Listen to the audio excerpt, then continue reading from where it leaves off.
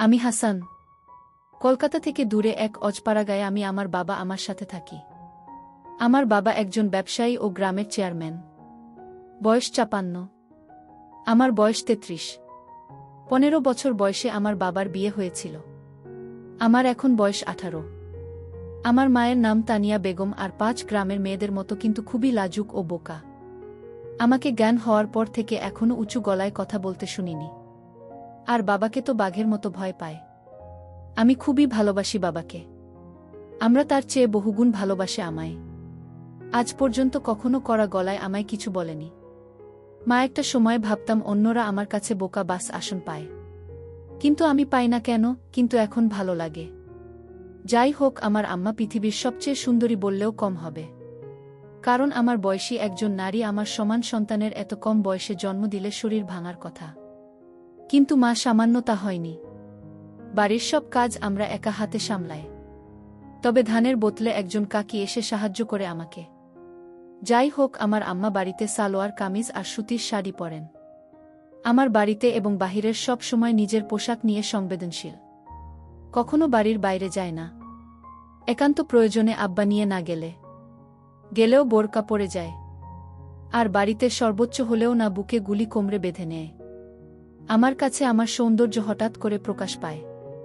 একদিন রাতে প্রস্রাবের চাপে ফেলে উঠে বাইরে যায়। আমাদের টয়লেট ঘর থেকে একটু দূরে। আব্বা আমার ঘরের সামনে দিয়ে যেতে হয়। তো আমি তাদের ঘরের সামনে আসতে একটা শব্দ পেলাম। শব্দটা বুঝতে পারছিলাম না, তবে আমাদের ঘর থেকে আসছে। ভালো মন্দ বিচার না করে কৌতূহলী হয়ে এগিয়ে জানালার কাছে এসে দাঁড়াতেই শব্দ কিসের বুঝতে পারি, কাঠের খাটের খচখচ শব্দ হচ্ছিল। আমার বুঝতে বাকি নেই কিসের কারণে শব্দ। কখনো আব্বা আমাকে খারাপ নজরে দেখে নিন, কিন্তু কেন জানি না সেদিন আমি সব জেন গুলিয়ে ফেলি। জানালায় হাত দিয়ে দেখি বন্ধ ভিতর থেকে। তাই হতাশ হলাম।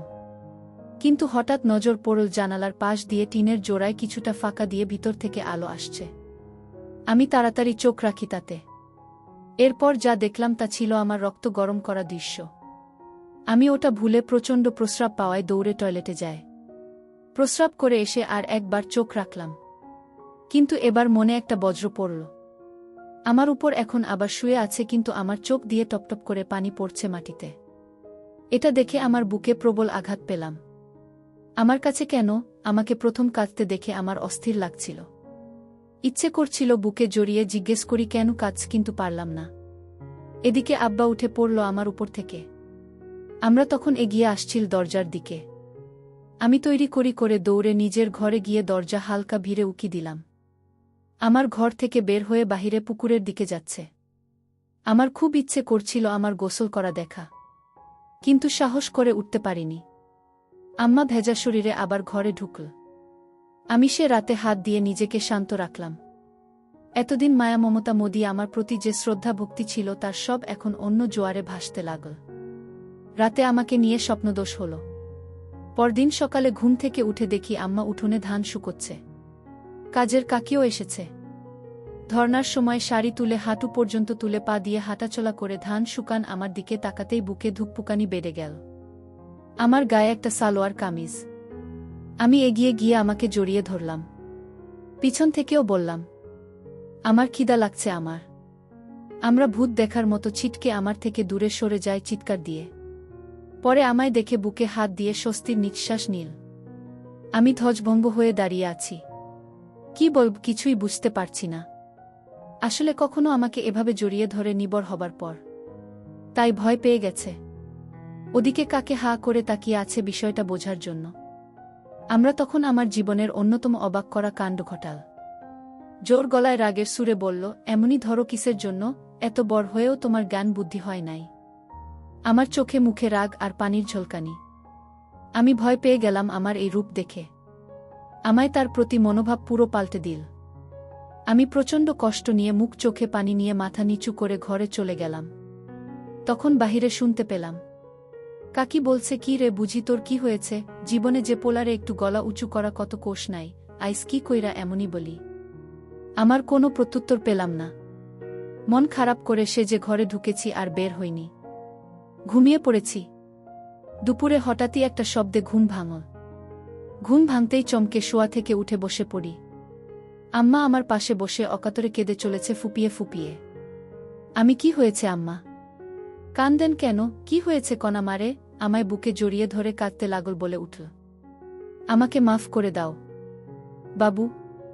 আমি আইস আমার বাবুর আরে বোকা দিচ্ছি। তুমি মন খারাপ করো না সোনা, রাগ করো না। আমি সকালে আমার সাথে এই আমাকে মেলাতে পারছি না। আমরা পরনের সকালে পোশাকি, তবে ঘাম ঝরানো শরীরে এখনো ধান লেগে আছে। আমার বুকে আমার মাথা, ঘামের গন্ধ খারাপ হয়, কিন্তু মায়ের গায়ে নাকি এক তৃপ্তি স্নেহের ঘ্রাণ থাকে। আমিও তাই পেলাম। আমার কান্না থামাতে আমি আমার হাত ধরে বললাম, আপনি আমার আম্মা, আপনার উপর আমি রাগ কেন? আপনি বলবেন না তো কে বলব? আমার ভুল করেছি তাই বকছেন? আমরা বলল, আমার মনটা খারাপ ছিল ময়না, তাই মাথায় কাম করতা ছিল না। বেলা তোমায় বলছি, আমারে মাফ কইরা দিয়ে পড়ান। আমি আপনি এসব বইয়ের নাম, আমি আপনাকে ভীষণ ভালোবাসি। আপনি এমন করলে আমি কষ্ট পাই। আপনার উপর আমার কোনো রাগ নেই। কান দেন না দয়া করে। আমার কান্না থামাতে কিছুটা। তখন বললাম, আমার খিদা লাগছে আমার। আম্মা হতো না, এই তো আসো আমার লাগে। আমার পোলারা সকাল থেকে কিছু খায় না, কি মুখ পুরি আমি। আমি আমার মুখ চেপে থামিয়ে বললাম, এসব করবেন না আম্মা, আমার কষ্ট হয়। বলে আমি কি এক সাহসিকতায় জানি না। আমার ছোট্ট একটা হামি দিয়ে বসলাম। সেকেন্ডের জন্য আমিও স্তব্ধ হয়ে গেলাম, কিন্তু আমার খানিক কোনো বিরূপ প্রতিক্রিয়া ছিল না। উল্টো আমায় অবাক করে আমার গালেও দিয়ে আমার সোনা বলে বুকে জড়িয়ে ধরল। আমি আকাশপাতাল এক হওয়ার মতো অবস্থা হয়ে গেলাম। আসলে কখনো এমন কিছু ঘটেনি এর আগে।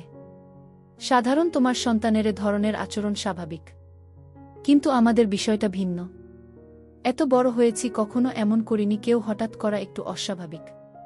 কিন্তু আমার কান দিয়েও আমি অবাক। আমার হাত ধরেই বিছানা থেকে নেমে নিয়ে বাইরে উঠোনে এক পাশে গাছের নিচে বসিয়ে দিল। আমি গুলি করে বসলাম। আমরা তখন ভিতরে গিয়ে প্লেটে করে খাবার আনন। আমায় খাইয়ে দিল নিজ হাতে, মাঝে হঠাৎ আবার কে দিল আমার দিকে চেয়ে আমার গালে হাত রেখে। আমি আবার কাঁদছেন। আপনি সব ভুলে যান। আমি না আপনার পোলা, আমারে ভালোবাসেন বলেই তো বকছেন। না হলে বকতেন না তো। আমি আমার চোখ মুছে দিলাম। তারপরও থামে না। আমি আর খাব না, আপনি কাঁদলে আমি উঠে চলে যাচ্ছি। তখনই আমার হাত ধরে বসিয়ে দিল, বল আচ্ছা আর কান্না, বসো বসো। আমি মার চোখ ভালো করে মুছে দিয়ে আবার আমি দিলাম। প্রথমবার দিয়ে সাহস বেড়ে গেছে। মা এবারও কিছু বলল না। মুচকি হেসে আমার প্রতি স্নেহ প্রকাশ করল। আমি বুঝলাম না অপরাধবোধে আবেগী হয়ে গেছে বলে এই আচরণ। যাই হোক, স্বাভাবিকভাবেই নিলাম। খেয়ে উঠে গোসল করে এলাম নদী থেকে। বাড়িতে ঢুকে দেখি আম্মা গোসল করে কাপড় ছিল ওখানে। গায়ে একটা নীল শাড়ি, ভেজা চুলে গামছা বেঁধে খোপা করে কাপন আছে। তখনই আর এক কাহিনী ঘটল। আমার চোখ আটকে গেল মায়ের পেতে। জীবনে মার দিকে এভাবে তাকায়নি বলেই হয়তো এত সুন্দর আমার নজর এড়িয়ে গেছে এতদিন। আমি তাকিয়ে আছি এক ধানে পেটের দিকে। মা তখন আমায় দেখে ফেলে ও তাড়াহুড়া করে পেট ঢেকে ফেলে। আমার খুব লজ্জা পেয়ে বিষয়টাতে বিব্রত হলাম, মায়ের কাছে ধরা পড়ে। কিন্তু মা কিছু বলল না। কয়েকদিন চলে গেল। হঠাৎ আরেক দিন রাতে উঠেই টয়লেটে যায়। তখন আবার আমার কণ্ঠঘাটের কোচ শব্দ পেয়ে থমকে যায়। কেন জানি না ভুলে গেছিলাম এই বিষয়টা। এই দুর্দিনের কথা ভেবে নিজেকে একবার গালি দিলেন কেন দেখলাম না। রীতিমতো জানালার পাশের ফাঁকা চোখ রাখতেই আবার সেই দৃশ্য। আমার চোখে মুখে ঠিক আগের মতোই নীরস জানি, একদম নিস্তেজ লাশের মতো পড়ে আছে। আর আব্বা আপনার মনে কাজ করে চলেছে। আমি আর সামলাতে পারলাম না। ওখানে হাত দিয়ে শান্তি করে নিলাম। কাজ শেষে আব্বা আগের মতোই উঠে দাঁড়িয়ে যায়। আমাকে দেখে আজ এক প্রকার রাগ হল। কেন এই বুড়ো যে আমার মতো এক রূপবতীকে পায় তা আমার বুদ্ধিতে আসে না। এই বুড়োর সাথে এমন মেয়ে বয়সী নারীকে মানায় না। থলথলে ভুড়িওয়ালা পেট নিয়ে কোনো লাভই হচ্ছে না। তা ক্লাস 1-এর বাচ্চাদের ও বুঝতে বাকি থাকবে না। আমার খাট থেকে নেমে আঁচল ঠিক করতে লাগল। আমি বুঝলাম বের হবে, তাই দ্রুত ঘরে গিয়ে দরজায় উকি দিলাম। আমরা দরজা খুলে বের হল। দরজা খুলে হঠাৎ কেন জানি না থেমে গেল কিছু সময়। এরপর হঠাৎ মুচকি হেসে মুখটা লাজুকতা করে হাতে থেকে লজ্জা প্রকার দিল। আমি বুঝলাম না কেন এই কাণ্ড। মাত্র যে নারী তার অপূর্ণ কর্মকাণ্ড সেরেছে সে কিভাবে এমন খুশি। যাই হোক, ৭-৫ ভাবতে ভাবতে আমার আসার অপেক্ষা করছি। দেখি আম্মা বাথরুম থেকে ঘরের দিকে আসছে। এমন সময় আমার চোখ উল্টে যাবার জোগাড় হলো আমাকে এই অবস্থায় দেখেন। আমি কখনো কল্পনাও করিনি আমার এরূপ দর্শনের সৌভাগ্য আমার হবে। উঠোনের বাতি জ্বলছে, সেই আলোয় আমার গায়ে পানির বিন্দু চকচক করছে হীরের মতো। হঠাৎ আমার ঘরের সামনে এসে থেমে গেল। আমার দিকে আমার মুখ আচমকা হাত তুলে আডমোড়া ভাঙার মতো করল, আর তার জন্য আরও ভাল লাগছিল। হঠাৎ আবার ঘুরে দাঁড়ালাম। এটা দেখে আমার ঘুম সারা বাড়ি অবস্থা। আম্মা ঘরের ভিতরে ঢুকে গেল। এদিকে আমার কি আর শান্ত থাকার জো আছে? আজও আমি হাত দিয়ে নিজেকে শান্ত করে নিলাম। সকালে উঠে দেখি অনেক বেলা, রোদের আলোয় ঘুম ভাঙল। উঠে বাইরে বেরিয়ে দেখি কাজের কাকি আর আমার গল্প করছে আর ধান সিদ্ধ করছে। আমি গিয়ে তাদের সামনে দাঁড়ালাম। কাকে বল, আপনি উঠছেন? এত বেলা কইরা কেউ ঘুমায়? আমি মুচকি হাসলাম।